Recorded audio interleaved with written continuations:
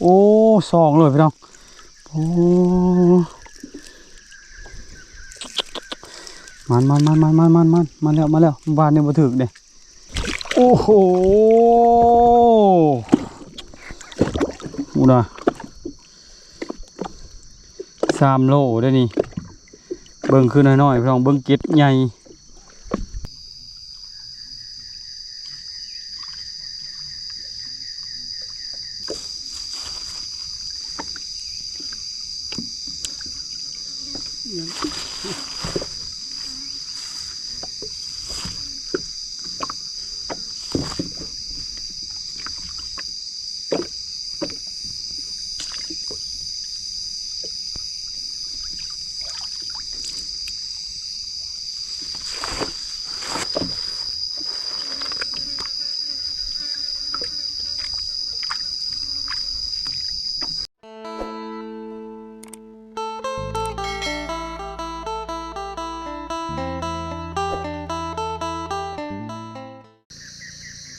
สบายดีพ่อแม่พี่น้องสบายดีเบิดสุขุสิคนพี่น้องไว้สบายดีบรรยากาศยามเช้า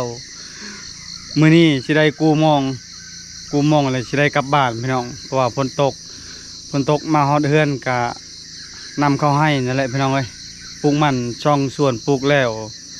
นั่นใดก็อย่าลืมกดไลค์กดแชร์ให้เด้อพี่น้องเพื่อมีรายได้แล้วก็เลี้ยงลูกน้อยแน่แต่ก็เฮ็ดให้นะปีนี้ปีกายบ่เฮ็ดกับบ่มีข้าวกินเฮ็ดหน้าเฮ็ดหยังก็มันบ่ทงเพียงนะทางบ้านเฮามันเป็นภูเป็นผาบ่มีนามีแต่เฮ็ดชวนบางปีก็กุมกินบางปีก็บ่กุมกินก็คือปีนี้นี่ในพันเดือน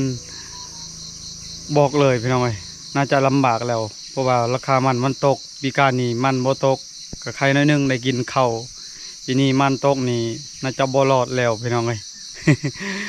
โอ้พี่น้องเอ้ยหลังจากกินข้าวอิ่มเมื่อคืนนี้พอดีพ้นมา11-12 โมงจนใกล้สิแจ้งพอดีนอนแช่น้ำเลยนอนลำบากซองไอ้น้องนอนบ่หลับเลย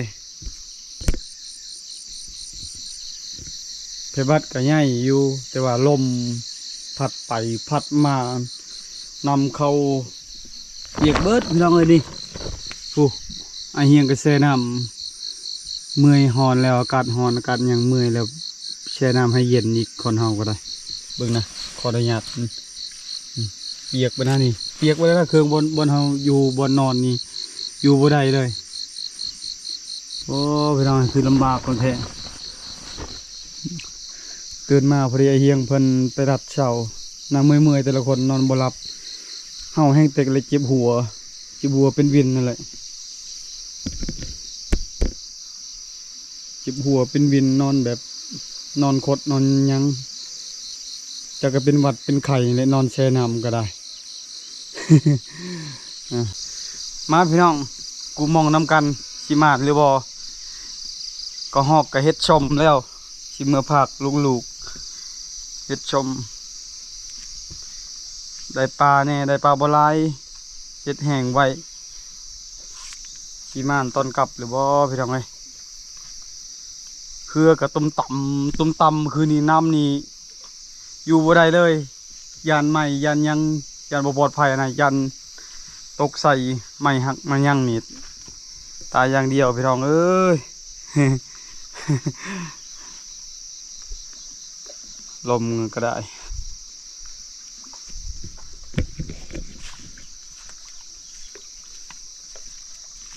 ก่อนสิบ่ถึกน้ำนี่ลงตลอด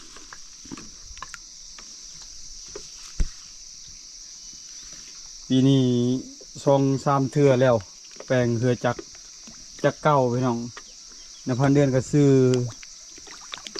เหือเก้า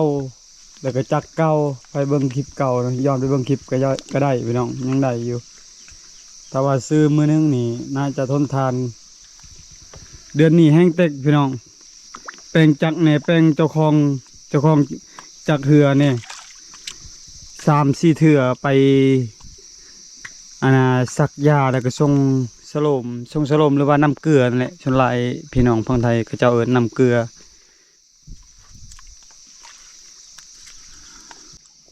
โอ้พี่น้องเอ้ยวิวดีขนาดเลยงาม ตอนแรกคือฝนจะตกได้เบิ่งตอนเช้าน่ะฝนบ่ตก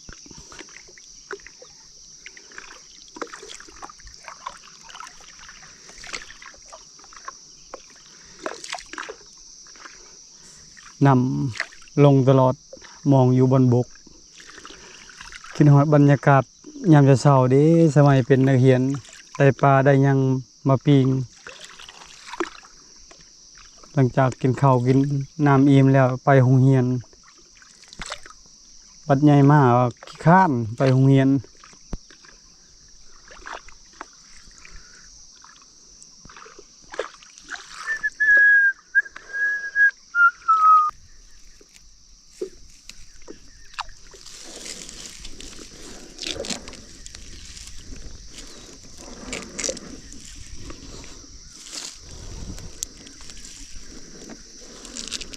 คือประมาณถ้ามองเบอร์3เบอร์4นี่แหละชนลายถึกยามเมื่อวานก็บ่ถึก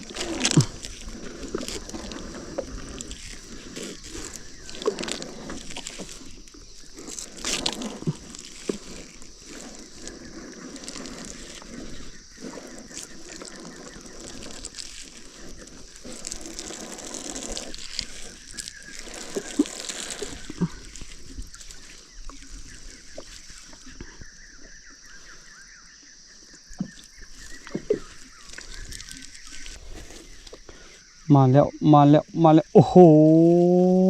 โตเป็นเลยปลาปากเป็นพี่น้องโอ้บักใหญ่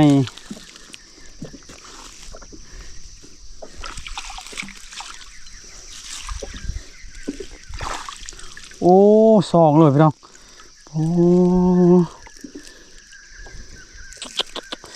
มันมาแล้ววานนี่บ่ถึกเด้บัดสิถึกตอนกลับเนาะหมองว่าถึกเมื่อวานนี่เฮ็ดแห้งใบยอมเลยถึกนี่เกี่ยวไปเกี่ยวมา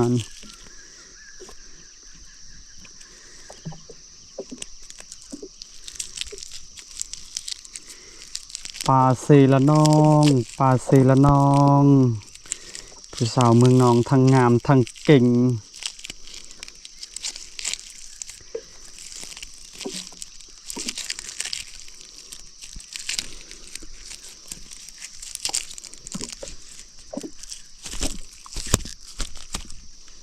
อย่าโตโลปลายได้นี่เบิ่งคือน้อยแต่ว่าใหญ่ขนาดเลยหากยำด่างเดียวได้นี่มาแล้วโอ้โหเอามาพี่น้องนี่ก็ตัวนี้คือกันเลยฟันคักขนาดเลยบ่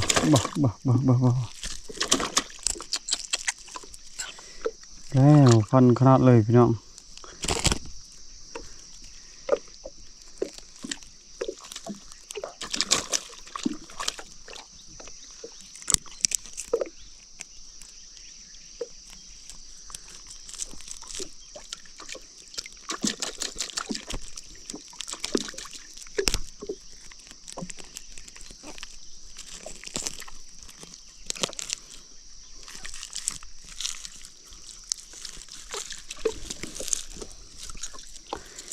เมื่อวานบริยามในตอนแรงกับต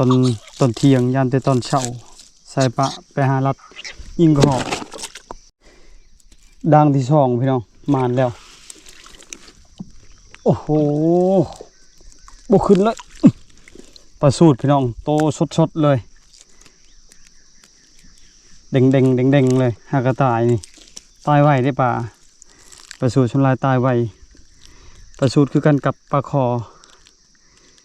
มักหายใจดิเวลาหายใจนี่คือกันกับปลาคอเลยปลาสูตร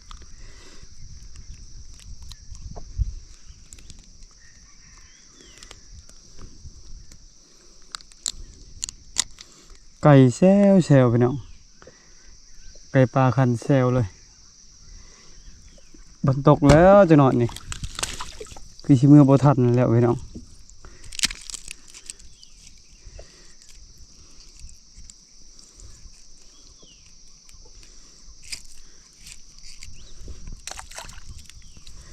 บ่คือทะเลเด้อเขื่อนบ้านเฮานี่มีแต่ปลายไม้จะสิใช้ได้ก็ถึกแน่นอนคอนไม้คอนหยังปลายไม้มองขาดถ้าว่าเฮาซื้อมองนี่บ่ใช่นี่บ่เพพี่น้องซื้อมองนี่ต้องได้ใส่เพปะมองไว้อยู่เฮือนก็บ่ถึกอีกคันบอกบ่ขาด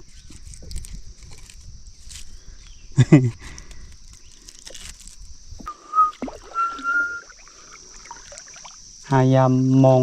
เบอร์ใหญ่ก่อน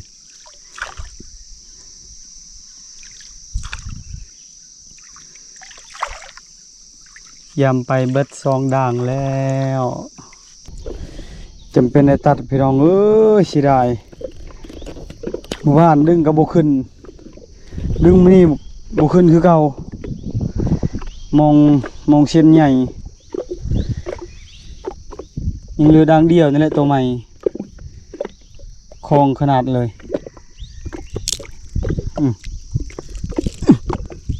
จำเป็นในตัดเอาไว้สิลงนี่นำมันเลิกเนี่ยโอ้เสียดายเลยตัดก็ตัดซะ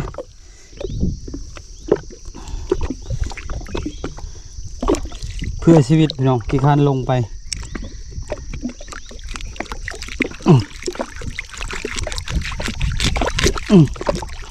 ชื่อมองราคาแพงๆบัตรตัดทิมซื้อ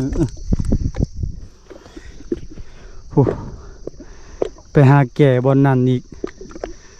ต้นถึงมันมาแต่พุ่นฮอดพี่นี่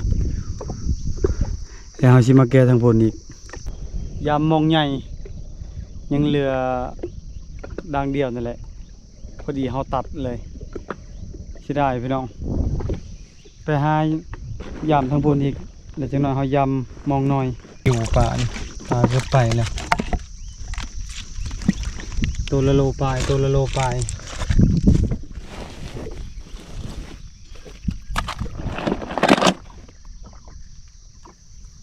หากระไดสามแต้มปลาใหญ่สิได้มองดิ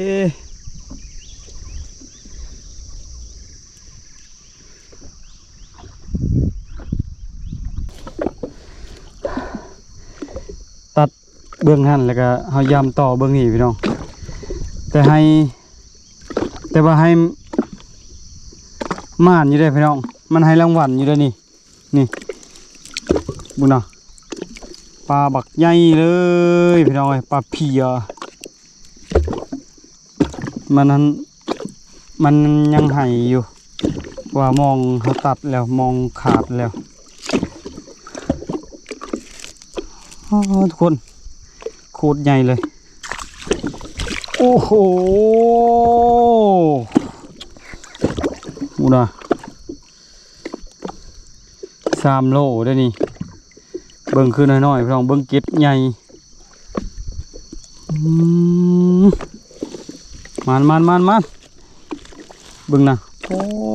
สมพอดอกดึงบุขึ้นเจ็บหัวเก่าเจ็บแอวพี่น้องดึงมองพี่ลึกขนาด6 ปี 7 ปีแล้ว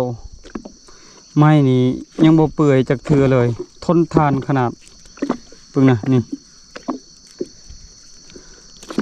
มาแล้วพี่น้องไอ้ตอนเช้านี่ยามหมู่บ้านบ่ถึกเลยมองใหญ่หากระถึกตัวเดียวนี่แหละ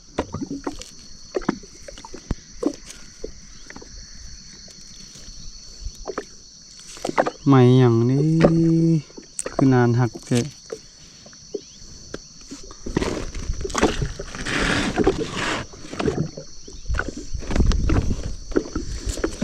เอาปลดก่อนปลดตอนนี้แล้วจะมันยังไง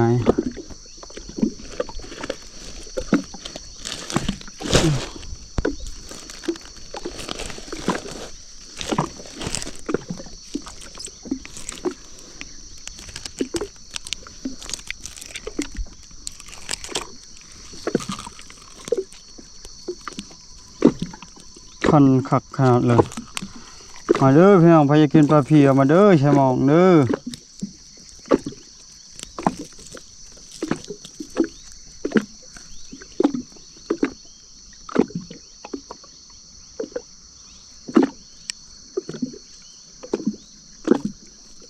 นี่มัดไว้เรียบร้อยยันหลุดจากเรือนี่บ่กินแน่นอน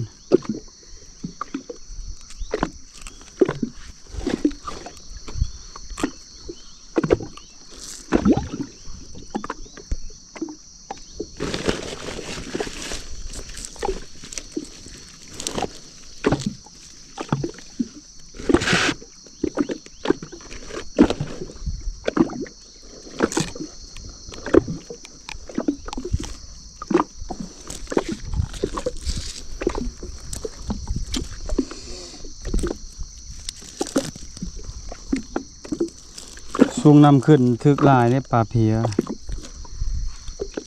นี่เขาเจ้าปล่อยฝนตกนี่ลายโลดปลาเพียอย่าเด้อ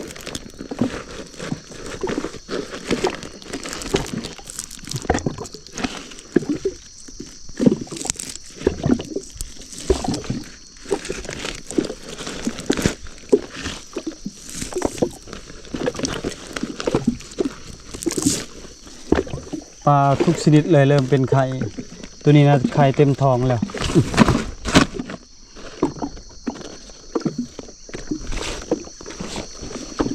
โอ้โหเพื่อนปลาแก่งไปลองเลยยังเหลือแต่มองน้อยยังซ้ำดังโอ้โดนแล้วเห็นหน้าตาปลาแก่ง3070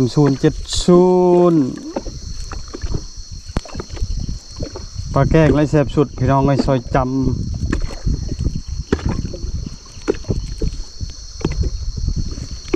ตัวนั้นก่อน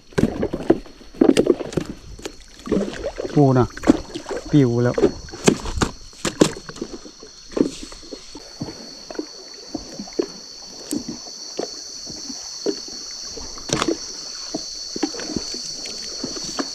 ยังเหลืออีก2ด่างพี่น้องใกล้ชิหมดแล้ว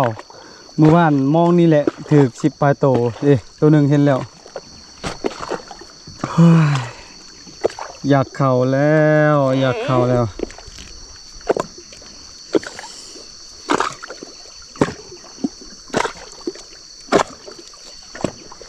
นั่งเหือแต่เศร้าๆเลยขี้เหือพี่น้องได้เลยดิ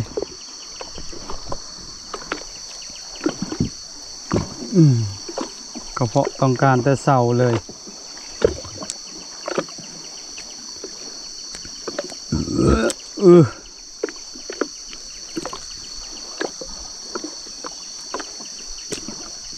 มองน้อยนี่บ่พลาดใส่แต่เถื่อได้กินตลอดมองใหญ่นี่บ่อยากโอเคเด้อมาแล้วเห็นบ่พี่น้องปล่อยอยากมาปล่อยดิอยากมาเลี้ยงคือมางามใช่หางแดง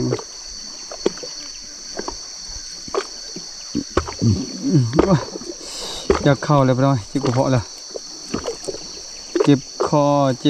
อซื่อ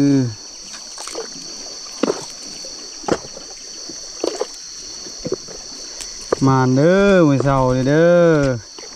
มารอบนี้ถือว่าได้สัตว์น้อยแต่ว่ากินอิ่มคุ้มค่าอยู่ได้กินกระหอกได้กินปลาอยู่เฮือนช่อง3 มื้อนำเข้าให้แล้วสิมาปลาอีกตั้งใจเฮ็ดคลิปเด้อพี่น้องบ่ได้เฮ็ดนาบ่ได้เฮ็ดบ่มีนาเฮ็ดมีแต่เฮ็ดคลิป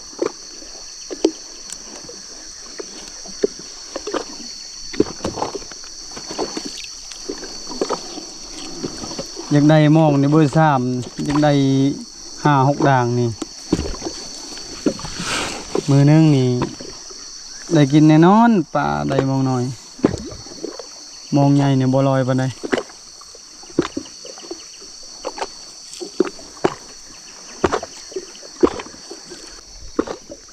โอ้โหซองเลยไปเลยดิทางหน้าซองแล้วทางหน้าซองแล้วเห็นบ่พี่น้องเห็นชัดเจนบ่พี่น้องโอ้คือกันกับปลาเมื่อวานนี่แล้วนี่ลืมไปเด้จากปลาอย่างก็ไอเหี่ยงว่าวคือกันกับปลายอนปลาเซียนบ่ ยังน้อยเด้อนี่ใหญ่2 โล 3 โลมันเมื่อวานนี่กินมันขนาด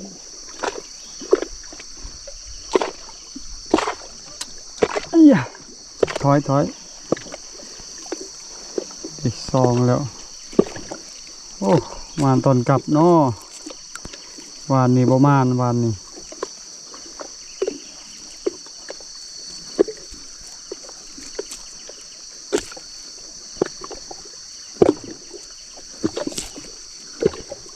ไปซอย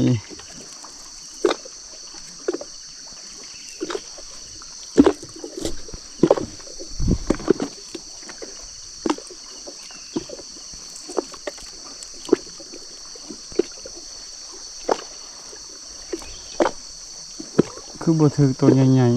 ๆมองหน่อยคันถ้าว่ามองใหญ่น่าจะถึกตัวใหญ่แล้วไปทางไหน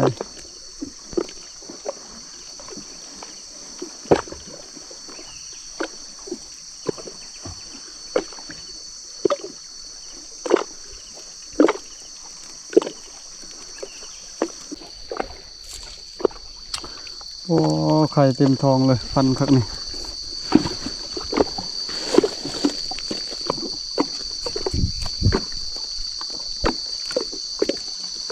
2เลยพี่น้อยปลาบูปลาใหญ่ปลาลายไก่ยำปลาลายไก่ขึ้นห่วย3 เสี้ยวเป็นกระสอบพุ่น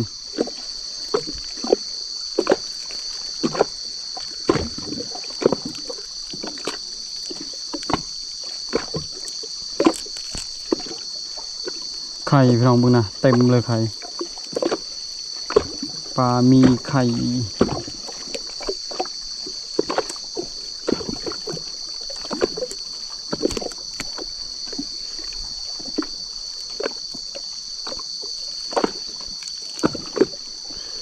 ส่วนหลายมองเบอร์2 เบอร์ 3นั่นแหละถือ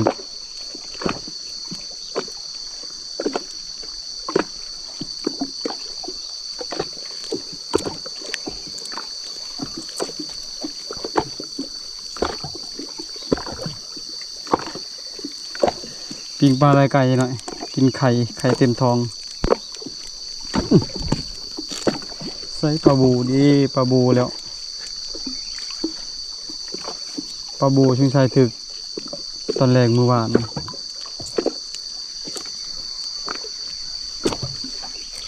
ดีโว้ติดกันเลย4 แต้มเลยอยู่นี่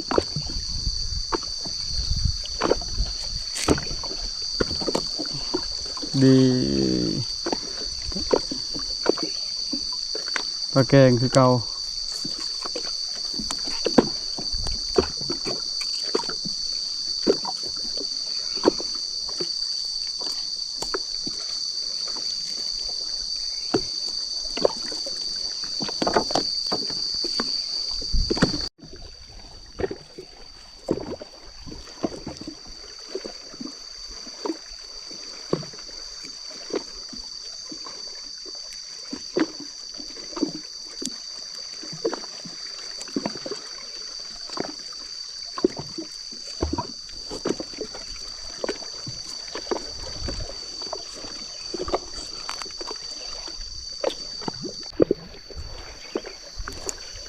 ปลาสกางงามๆว่านี่ก็ถึกดิถึกตลอดเลยมองหน่อยโอ้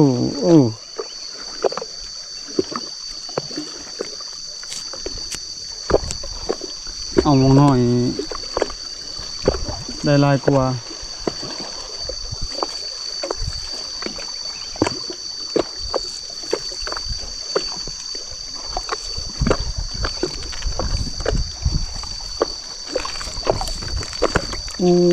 ตัวเน่าแล้วตัวเน่าก็มีแล้วอย่าปลาสูตร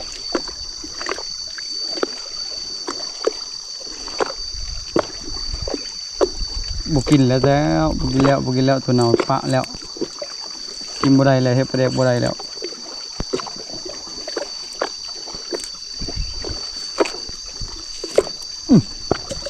เอาแต่โตงามๆ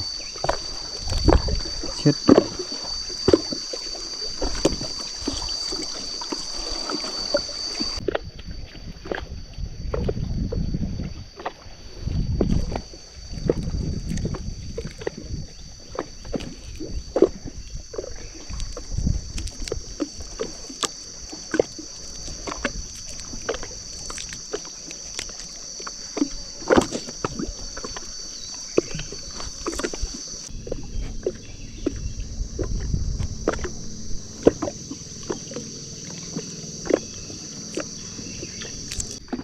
อดีกูมองเรียบร้อยแล้วพี่น้องเอ้ย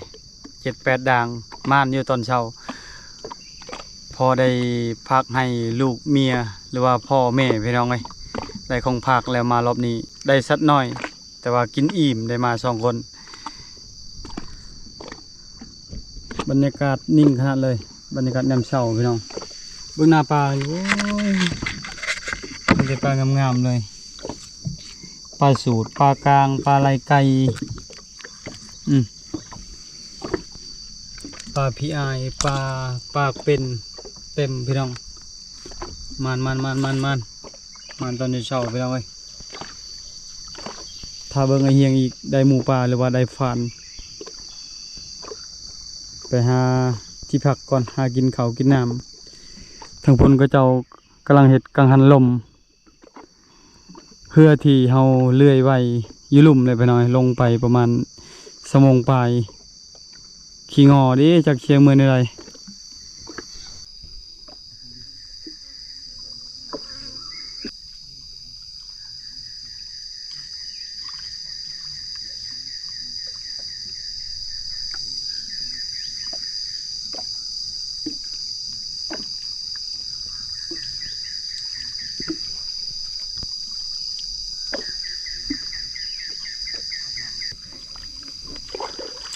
เก็บปลาใส่กระสอบ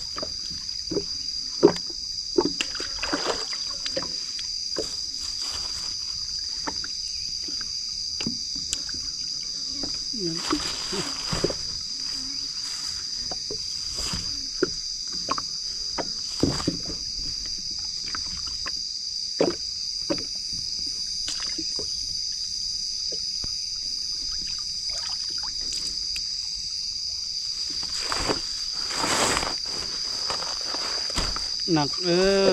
กว่า8 โล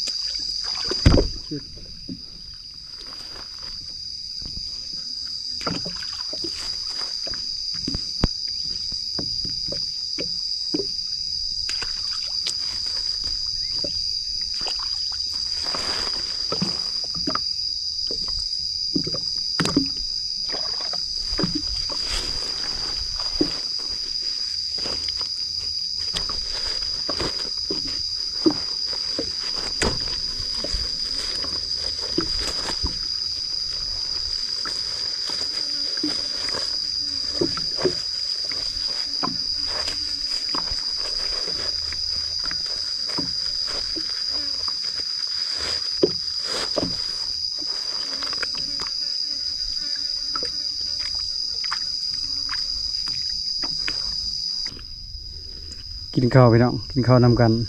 สบายดีพี่น้องมาเด้อกินข้าวนำกันมันบ่มื้อเช้าแต่ของตัวเดียวโอ้ของพวกเขาครับฝนตกของพวกเขาแม่นปลากันนอนเมื่อคืนนี้นอนแช่น้ำชุมชานตัวเองบอกกันจุบเจือบนนอนจุบเจือใช่ไหมมีโนมันนี่ปิ้งกระหอกกับต้มกระดูกส่วนปลาชิมมากินอยู่บ้านพี่น้องยันเนาซ้ำนี่ก็โอเคแล้วนะกินได้หลายแล้ว2 คนบ่ยากกินง่ายอยู่ง่ายในพายากก็กินแล้วตื่นมากินแล้วค่อยกินแล้วพยายามมองคันบอลนี่เจ็บกระเพาะกินข้าวอิ่มพี่น้องเลยอากาศร้อนกินข้าวแซ่บพอดีเก็บเครื่องกับไอเฮียงจะเดินทางกลับเรือน้อยแน่แต่ว่าลมบ่ค่อยแห้งปานใดช่วงนี้มีแต่ลมพายุเข้าบ่คือเดือน11เดือน12ลมแห้งมื้อนี้ก็คือได้ของภาคของตอนพี่น้องเอ้ยได้ภาคกระหอกกับปลานี่ปลาก็8-9 โลนั่นแหละหรือว่า10 ปลายโลน้ำหนักอยู่ในปลาบรรยากาศยามเช้านำคุณขนาดมารอบหน้าเอาเบ็ดอีกเอาเบ็ดเอามองคือเก่า ไปทางบกก็ม่านไปทางน้ำก็ได้อยู่พอได้กินสำหรับคลิปนี้มียังมาพักมาตอนก่อนอื่นหมดขอบใจพ่อแม่พี่น้องเข้ามาติดตามแต่ต้นจนจบขอให้สุขภาพเข้มแข็งหาเงินหาคำขอให้ได้หลายกว่าเก่าไปพอกันวิดีโอหน้าบาย